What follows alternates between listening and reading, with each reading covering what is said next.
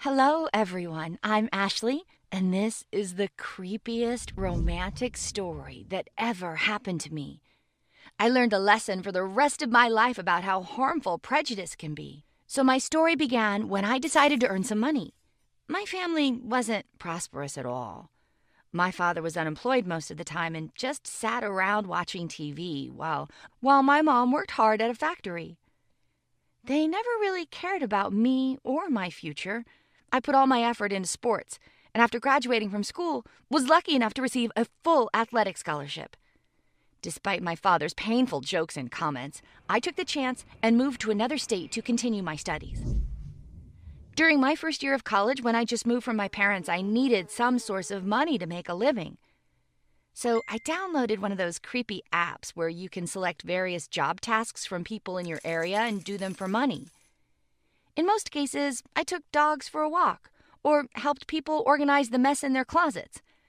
But sometimes I delivered urgent packages, and nothing supernatural happened. Before that case. That day, I got this pretty innocent task, which included going to a suburban area to pick up an order from a private doll collector, then going to a flower shop to pack the doll in a beautiful box and get flowers. And finally, delivering this stuff to a fancy condo in the center of the city. I felt a little creeped out when I arrived at the first destination. The seller was an elegant lady in her 50s. The old-fashioned house was full of antique dolls, and the dolls were staring at me from every corner. Yikes! She gave me the doll. It looked creepy, but nice with its long blonde hair, sad blue eyes, and plaid dress. The lady said the doll was priceless, but she needed money and had agreed to sell it for $5,000. A huge sum for an old doll by my standards, but anyway, I was not an expert in this field. On my way to the flower shop, I was so afraid to drop her accidentally. My arms and knees were shaking, but I succeeded at delivering it safely. At the flower shop, they gave me a beautiful bouquet of lilac lilies. When I arrived at the final destination and rang the bell, I did not expect to see a handsome young guy behind the door at all. But there he was, Mark, in all his glory. My love at first sight. When I saw him, my world turned upside down. He was around 25 and looked like a big, shiny prize.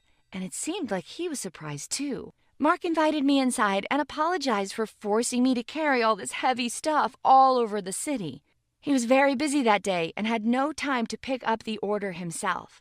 I was very curious about why he purchased this doll, but didn't want to be rude, so I just left the package and said that I had to go. He offered me a cup of tea or coffee, but unfortunately I really did have to run. After a couple of days, I received a message from Mark. He asked me out in a very polite, old-fashioned manner. All that time, I secretly prayed the universe would make him text me paid off. Don't get me wrong. I mean, guys find me very attractive and I don't suffer from a lack of attention. But this man was something special. So we went on several dates. Very romantic. And then he asked me to be his girlfriend. I was in seventh heaven. We got along so well, and he would always protect me and take care of all of my needs. It was something new for me because I had never received attention like this in my childhood or from other boys at college. Mark was an aristocrat, in a good way. All my girlfriends were jealous because we looked like the perfect match, and we really were. Too good to be true? Yep, that's what I thought too. And that creepy doll never left my head. Maybe he had a child, or maybe wife and family in another state. Was he a serial killer from a horror movie? Or maybe it was just a harmless gift to some friend. But why would he spend so much money on a doll? I asked Mark some of these questions, but he avoided answering me directly, saying it didn't matter. One day, when I was visiting Mark, I decided to look around his apartment while he was taking a shower. I would describe the style of his apartment as pure, bold, high-tech. There were not many corners to hide something in. But one section in his closet was always locked. I saw one mysterious little key on his keychain, Surprisingly, the key worked, and I managed to open it up pretty quickly. What I saw inside shocked me. 12 beautiful boxes with dolls, including the one doll I brought, and 12 dried bouquets. Some of the flowers were very old. Each doll was blonde with sad blue eyes and plaid dress. They were tied up with a ribbon with embroidered female name, Jessica. Each doll was holding a small envelope. I took out one note, and it said, "Rest in peace. I love you, Mark." The note had more text on the other side, but I suddenly heard sounds from the bathroom. Mark turned off the water. I got chills and swept away all the traces of my search as fast as I could. I didn't want to wait until he came out of the shower. I left him a message that I had suddenly felt sick and ran away. Shortly afterward, he texted me asking whether I needed any help, but I just ignored him. I had no idea what to say. All my romantic illusions were ruined. Over the next couple of days, I didn't answer his messages or calls. I was very scared and shared this crazy story with my girlfriends. They all agreed that he was insane and that I should dump him and watch my back. That's what I thought too. It was no wonder that he was insistently calling and texting me. I ignored him because I was too scared and blocked him on social media. I felt so stupid to trust him at first. And then I had 2 weeks of literal hell.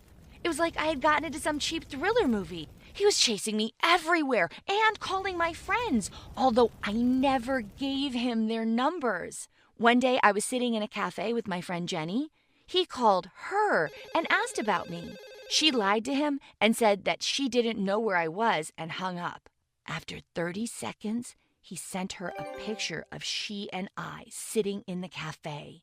Apparently, he took the picture from the other side of the street. We were sitting by a window. But when I went outside to find him and yell at him, I didn't see anyone. He just disappeared. I received so many calls from undefined numbers, and I refused to pick up the phone because I thought it was Mark.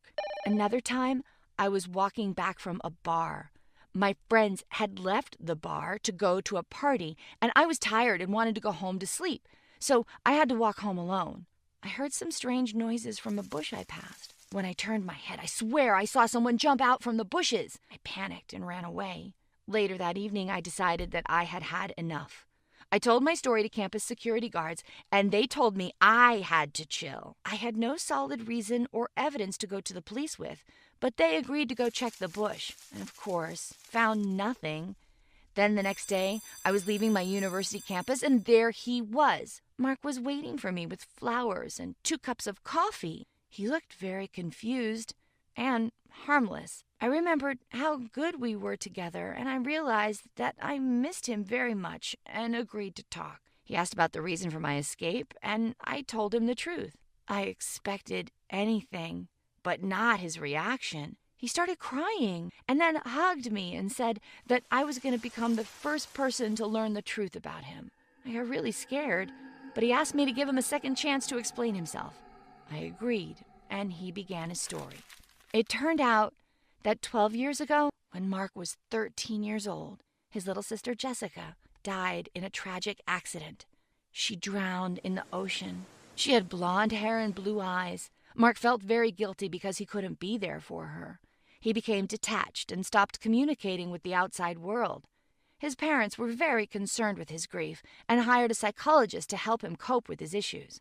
The psychologist advised Mark to make up some kind of farewell gesture to express his unspoken emotions. Mark decided to choose a doll as a present to sort of celebrate the birthday of his late sister and to say goodbye in a note. He was supposed to leave the dolls by her grave, but for some reason he decided to keep them. And the next year he bought another doll, and he repeated it every year. Year to year, the dolls became more and more rare and expensive. Mark got to the point where he was longing to repeat that ritual. Of course, he never told anybody about it because he realized that it might seem weird, but he couldn't help himself. Every year, he would set a table and celebrate his sister's birthday together with all those dolls. So now, Mark is 25, and nobody knows that this handsome man still plays with dolls. Well, now I know. Mark felt a huge relief when he told me his story, and he promised that he had nothing to do with my strange phone calls or mysterious bushes.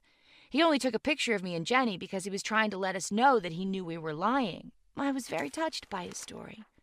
I realized that I still loved him no matter what and apologized for my selfish behavior. Then he took me to his place. He showed me his hiding spot and all the dolls, only this time I wasn't scared. I was sad and touched. I always felt this caring, sensitive part in Mark, and now I know its origin. I told him I would accept him just the way he was, and we hugged. And then he told me about each doll. Every doll had her unique story and origin, and I really enjoyed his stories. This hobby didn't seem strange or creepy to me anymore. Mark was very glad to have me back too in his life. I don't care what anybody thinks, because I love him. And now Mark is visiting a therapist and trying to deal with his issues from the past. And I began spending my spare time at antique doll auctions. A few weeks after this, we moved in together. So, guys, this is it. Sometimes you just need to trust your heart a little more and see what happens. If you enjoyed this video, give it a thumbs up and subscribe. I'm looking forward to reading your comments.